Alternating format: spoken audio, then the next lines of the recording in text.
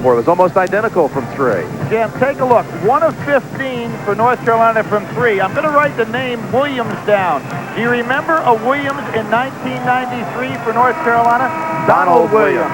10 for 14 for 3 was Donald Williams to lead them to a national championship and an MOP award. Tonight, Shammond Williams has 1 shot out of 9 from 3. And that's after 1 of 13 last year. Williams was so distraught when they lost to Arizona and his shot was off.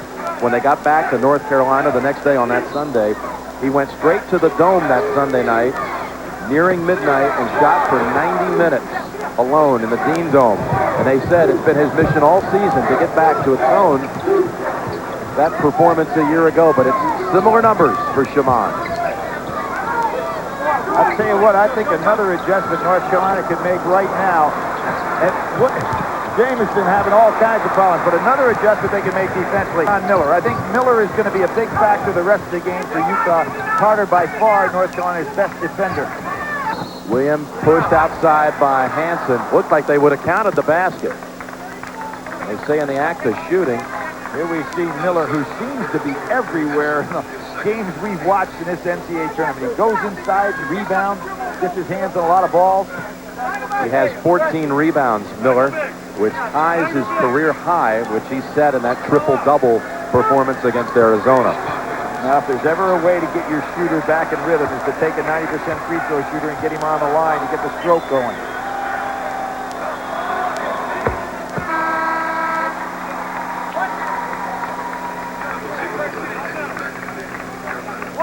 Haywood in for the Heels. And that is probably going to be about a 1:30 substitution move just to give Jamison a little rest. Got them both.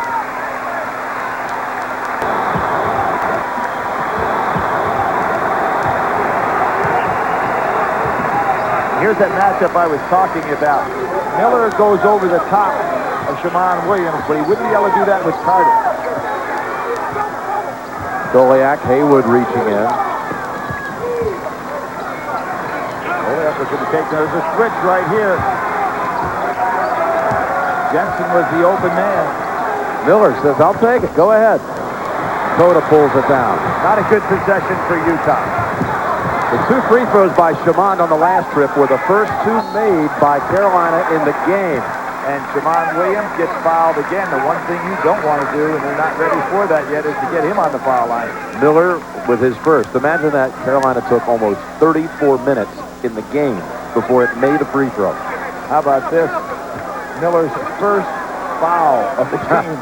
I mean, you as active as he is, how does that work? Exactly. As positive he's been. Shammond couldn't get any kind of streak going, and Goliak boxing out. It's why Majerus says we're the best rebounding team in the country because we're the best blockout team, and they're proving it here. Jamison ready to come back in. He'll be taking Haywood's place, I'm sure. Into Medela. He was fouled. Haywood got him on the wrist. No call.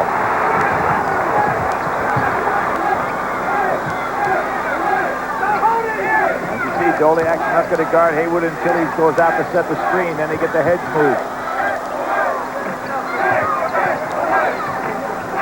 Okalaja wants to drive on Medela. Medela got a hand on the shot.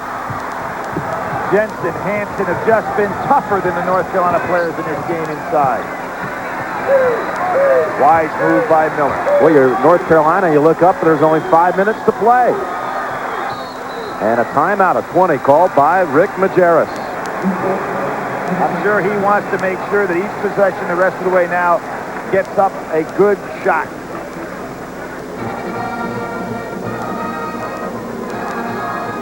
Kentucky is in the final for the 3rd straight year as Chet Shepard led them with 27, a career high for the 5th-year senior. And overtime, Rick Majerus has a very dear friend, set of friends in the stands today, the Haggertys from back in Milwaukee. Mr. and Mrs. Jerry Haggerty. Behind the blue cap is Jerry and his wife. Just a week ago yesterday, they buried their 18-year-old daughter, Sarah. And Rick Majerus wearing this pin for awareness for organ donors to try to promote that. And Sarah Haggerty passed away. Rick had known Sarah since she was a baby. She'd come out and participated in his camp. Here's Metal with a 3. Under 5 to play, Billy. That was a pretty good possession. Rick Majerus really setting up what he wanted. Carter. Terrific defensive play. Haywood saved it. Oh, right into the arms of Williams. But he wasn't ready to shoot. Jamison puts up the shot. Utah ball looked like it was off the Utes. But give the credit. Jensen and Hansen just have been battling inside, giving up size, still doing it. Let's see right here. I would have had to say that they missed that one. That looked like that was North Carolina ball. We're going to see if they're going to change that call. I believe that was a North Carolina ball.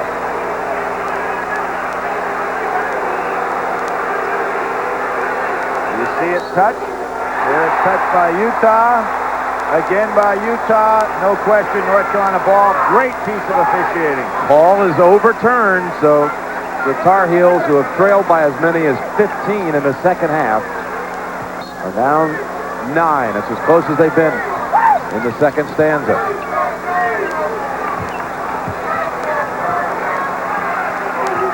Down 9, and your best three-point man, Jim, hadn't been able to buy one. Carter, he can shoot it, though. He has the best percentage, and he's brought him down to within 6.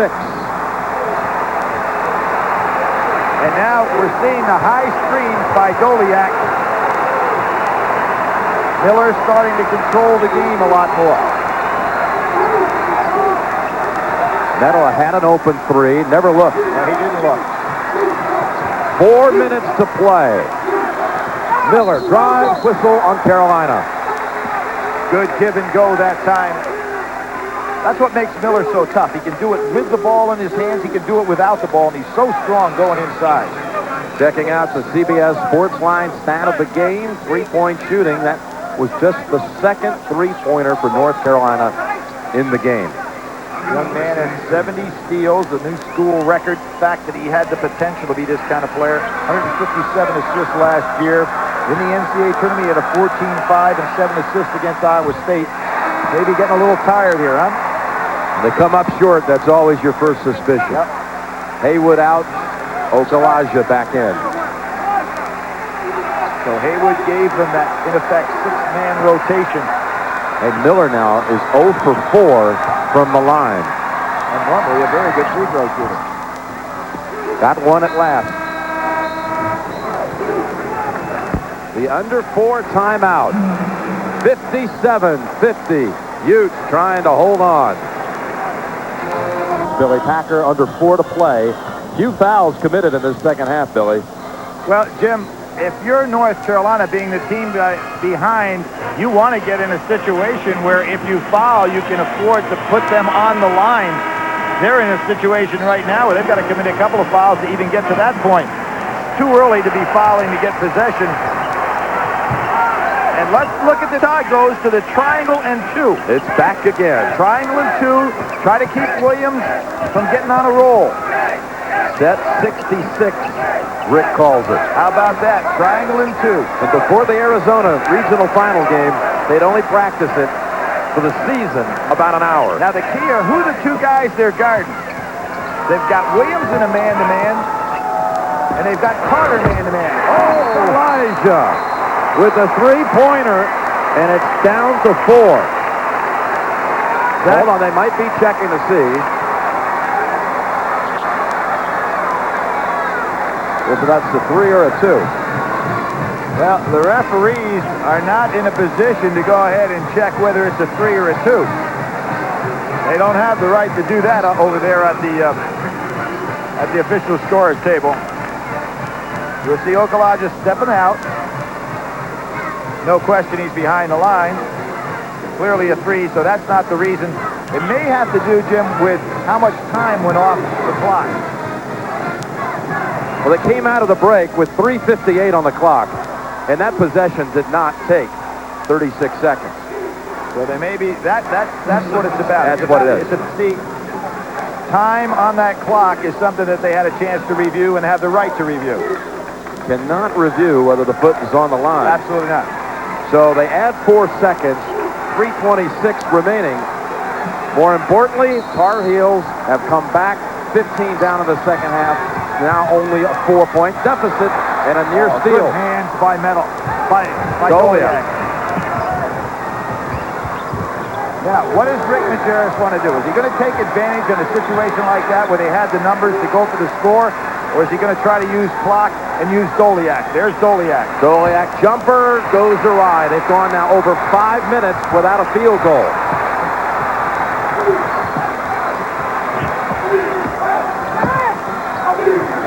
Williams, yes, he'll take second thought. You're exactly right, Jim. A second thought jump shot, you don't make many of those. And they didn't need that quick a three. 2:40 remaining. I can't believe that Miller is not coming out and getting the ball in his hands more.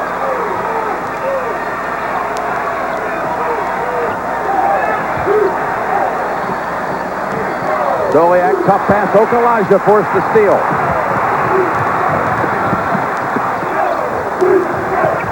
Williams in the lane. Okalaja pushed by Jensen. But again, we're not on a 1-and-1 on either side. Third on Jensen. Twisted his ankle a little bit, and again, as I said, North Carolina used a 6-man rotation all year long, but they did not have Makar Jai from about the 15-minute mark. You can see right here the push, and down goes Okalaja. A 20-second timeout.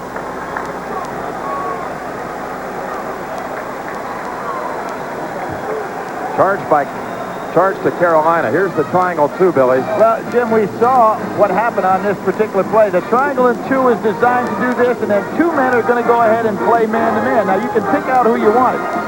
Rick Majerus this time took Carter and Williams. Takes away basically their jump shot. What's going to be available, are shots on the wing, and Okalaja hit the one that was available. That was a 20 actually taken by Utah with 2:19 remaining. Utah has never trailed in the tournament in the second half. Now you get the feeling they're just trying to hold on. They have not hit a shot from the field in 5 minutes and 57 seconds. I think they'd be smart, put the ball in Miller's hands and let him penetrate down inside. You've got to figure North Carolina with very few substitutions got to be the more tired of the two teams.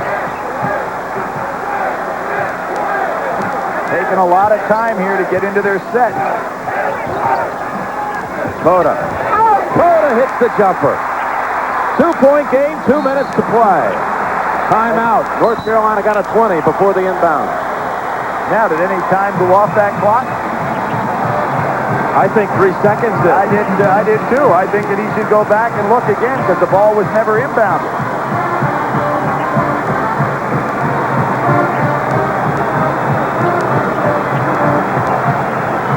Bill Guthridge, first-year coach, winningest first-year coach ever with 34 victories. The last time he coached a varsity team was in 1962. He was the head coach at Scott City High School in Kansas. And the first job he ever had as a head coach was as the golf coach at Kansas State, where he mentored a guy named Jim Colbert. May I correct you on something, Jim? This man was a head coach in the Final Four. Do you remember when Dean Smith was ousted against Kansas? 1991. Right, Bill Guthridge took over on the bench. That was with just a couple of minutes to play. Miller, 2-on-1, gets the basket. That's a good move by Miller. Put the ball in his hands, let him penetrate. Over the top, and Utah called for the hold. So it'll be a 1-and-1 now. And you see Miller, great crossover, dribble, and fake, and there's that power he has to be able to take that ball inside. You know how tired he has to be, but if you're Rick Majerus, you got to feel comfortable when he's got that ball. Vince Carter at the line, a 1-and-1. But North Carolina against UNC Charlotte. 17 straight key free throws. There's a foul. Foul on Jamison. They've made only 2 of 7 from the line in this game, and they've missed 3 front ends of 1 and 1. Now, that in effect was a pretty good foul by Jamison because it stops the clock and adds to the opportunity that they can get close to putting Utah on the line some. Here comes the full court pressure. Medela and Zoliak have both been good at coming back to beating the ball against pressure. Medela had 3 fouls in the first half, has not been called for one in the second. Gone the whole way. Zoliak has position, and he's tripped by Okalaja. And here again is where it's great to have a big man that can shoot free throws. But it's not a 1-and-1 yet, Billy. It's not 1-and-1, but what I'm saying is they're going to pound that ball in there between Miller and Zoliak. Zoliak, a good free throw shooter, so it's not like we had in the first game with Wayne Turner. You got your point guard, not a good free throw shooter. The next one on Carolina will put Utah at the line for a 1-and-1. Bill Guthridge probably appreciates that some. You stop the clock. Just 1:26 to play. Out high, Cota almost got to it. Again, Zoliak, the outlet pass man. North Carolina drops back in their zone.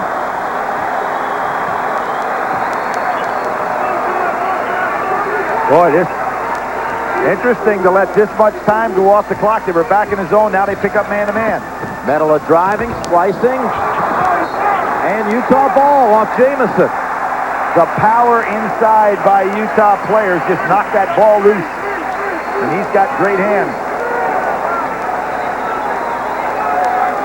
This is an important stop for North Carolina here. Trapping defense. Oh, tough pass. The ball is hit. Tipped by Carolina. By Carter. Now, North Carolina really can't afford. Let's see. Bill Guthridge's going to call the timeout. They really can't afford to sit back in that zone, Jim. Too much time goes off the clock with no pressure on the ball. He calls a 20, and we have an even 1 minute remaining. What you can look at maybe here, Jim, is some half-court trapping. North Carolina all year long has not been that kind of a team. In the Dean Smith years, they were one of the great trapping teams in the country when he had deep basketball teams. But this club, as I said, has basically been a 6-man squad all year long, and you can't afford to be playing full-court pressure and trapping because you wear your team down.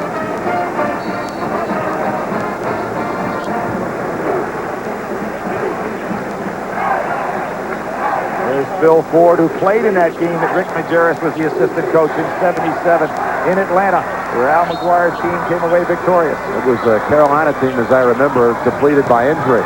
And Jensen has to call a timeout. Pretty good defensive overplays by North Carolina. A full timeout by the Utes.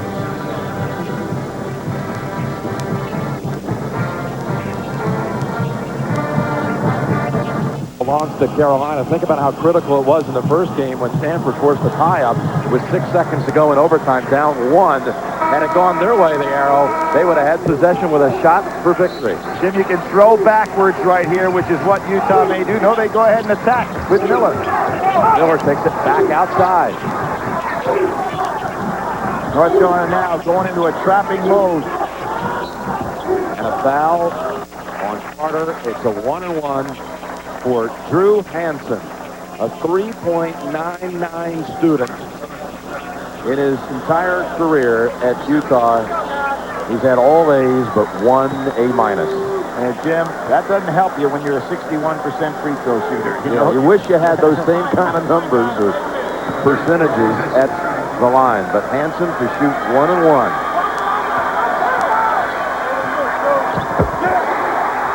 By the way, for those that are really interested, that was judicial process 512. They made the A-. Yeah, don't sign up for it next semester if you're a Utah student. He's trying to get into the Michigan Law School. I think you got to do it, Michigan. I'd give him another full A for that one, for those two. 61-56. Got to be thinking 3 now if you're North Carolina, if you get an open look at it. And there is a great defensive play by Miller. The knee of Cota. Forced by Miller. Miller with a tremendous defensive play against one of the real top-notch ball handlers in college basketball. Again, Goliak, the man that comes back to catch the ball, and now you put your big man who can catch the ball on the foul line. And Rick Majerus says no fouls. All he wants to do now is to run that clock off. 38 seconds to go. The Majerus family is here. His sisters, Jody and Tracy.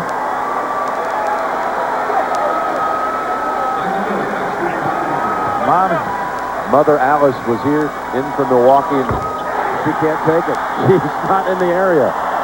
She was sitting right with the two daughters earlier. Goliak creases at the 6. The young man wants to someday, after a pro career, be a surgeon. He's carving them up right now, isn't he? Misses a second.